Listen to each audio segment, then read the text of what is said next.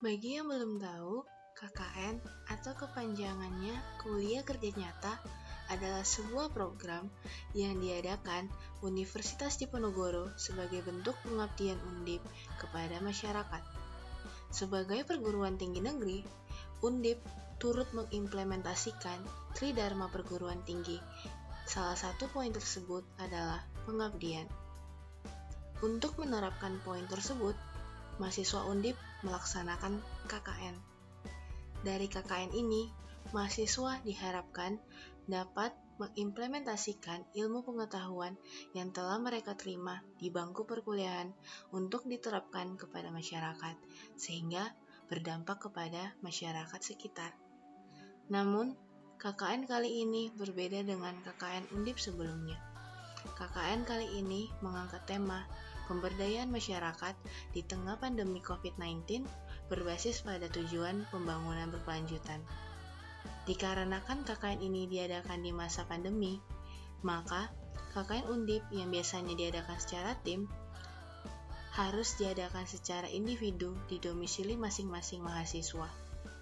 Periode KKN Tim 1 tahun 2021 ini berlangsung dari 4 Januari sampai 16 Februari 2021.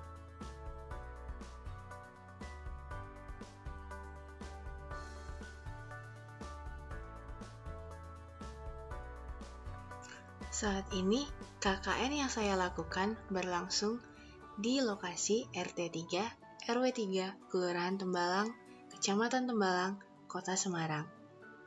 Walau KKN kali ini dilakukan di domisili asal mahasiswa, namun tidak sedikit mahasiswa yang memutuskan untuk tetap tinggal di Tembalang, termasuk saya dan teman-teman yang lain. Jumlah penduduk yang ada di wilayah mahasiswa melakukan KKN berjumlah 42 KK per Januari 2021.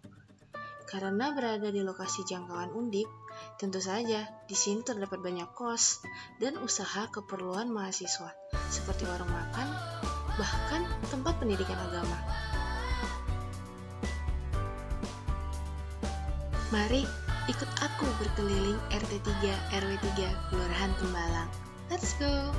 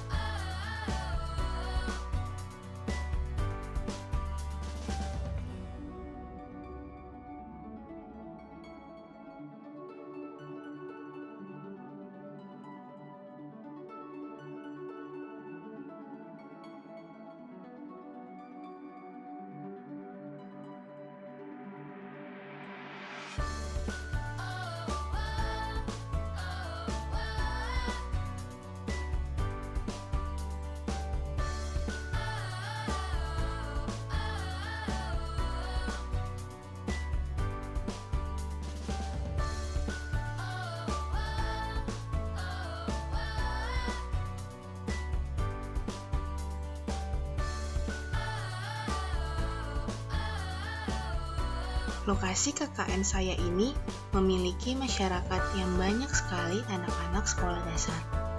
Kita tahu bahwa pandemi COVID-19 memberi dampak besar pada sektor pendidikan. Sektor pendidikan dituntut untuk berinovasi keras dalam keberlanjutannya sembari menekan tingkat penyebaran rantai virus COVID-19.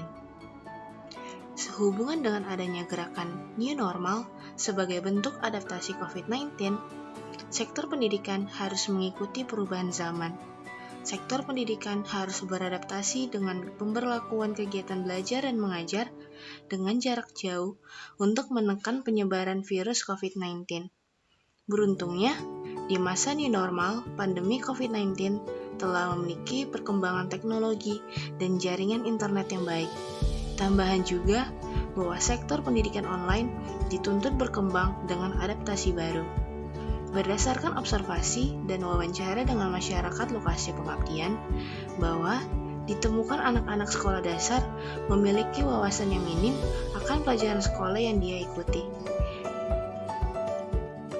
Hal ini didasari pada kenyamanan, dan kemudahan para murid sekolah untuk terlena pada kemudahan akses internet dan lebih memprioritaskan terjun pada aplikasi hiburan pada smartphone mereka.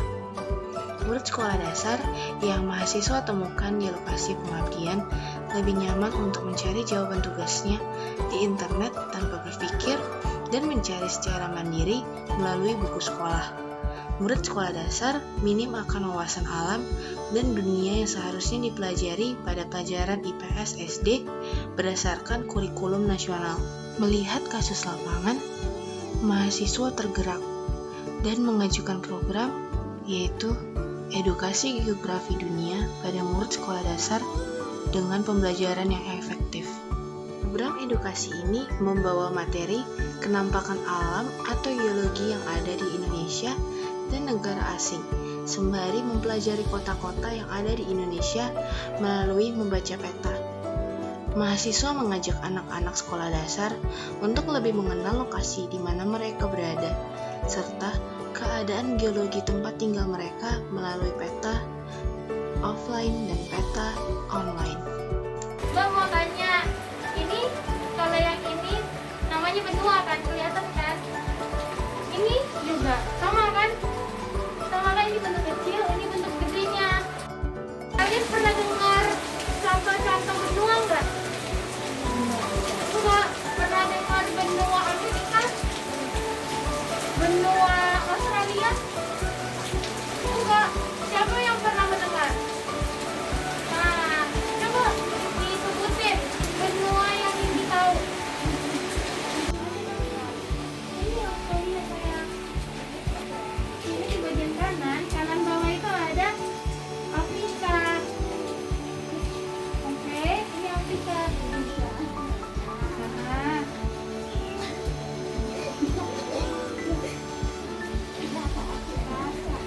Afrika, benua Afrika.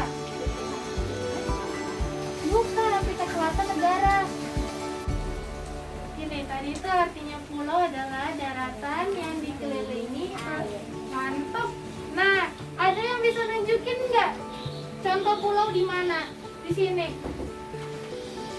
Ada yang bisa nunjukin nggak contoh pulau di sini di peta ini? Mbak kasih hadiah. Peta ini ada yang ini. Dia menghubungkan daratan dan aliran. Paham kan? Oke. Atau mau jalan-jalan lagi sampai mana? Iya, udah dipelajari. Nih, sambil dilihat-lihat nih. Tadi apa itu gunung? Ada yang mau pegang gunung nggak? Ada gunung lagi. Ada yang mau pegang gunung nggak? Terjun. Ada yang mau pegang nggak? Iya. Gunung berapi. Bukit. Aduh, gua. Bukan gua lu, gua. Ada yang mau pegang gua nggak? Gua.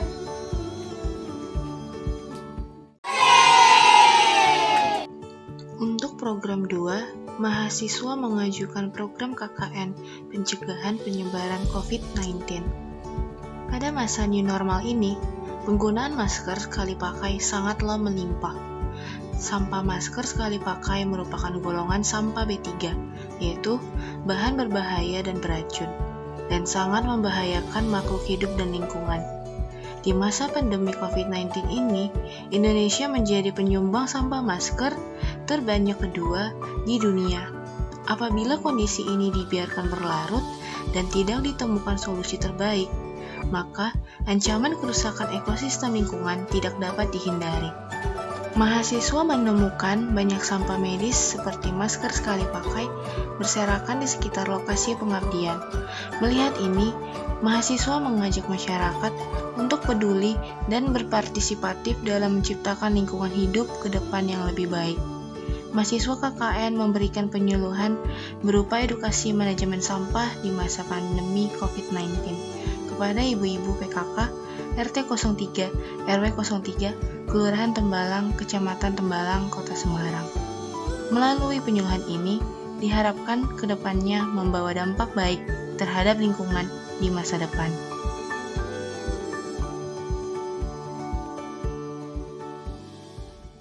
Bagaimana perihal sosialisasi manajemen sampah rumah tangga dan sampah medis yang telah dibawakan mahasiswa KKN. Ya, masyarakat jadi tahu cara mengolah sampah rumah tangga tanpa merusak lingkungan, dan masyarakat juga diedukasi mengolah sampah medis terutama masker sekali pakai dibuang dengan tepat tanpa membahayakan orang lain dan lingkungan sekitar. Bagaimana pendapat adik-adik tentang program belajar bersama di TPQ Abajadun? Senang, seru, gembira. Bagaimana kehadiran Mbak dan Mas yang mengajar kalian di TPQ Abajadun? Mbaknya baik hati, Mbaknya jago mengajar, Mbaknya suka memberi hadiah, Mbaknya juga nggak suka marah-marah. Apa yang kalian dapatkan dari belajar geografi dunia bersama Mbak Ariel di TPQ kemarin? Seru banget karena belajar sambil bermain, bisa memahami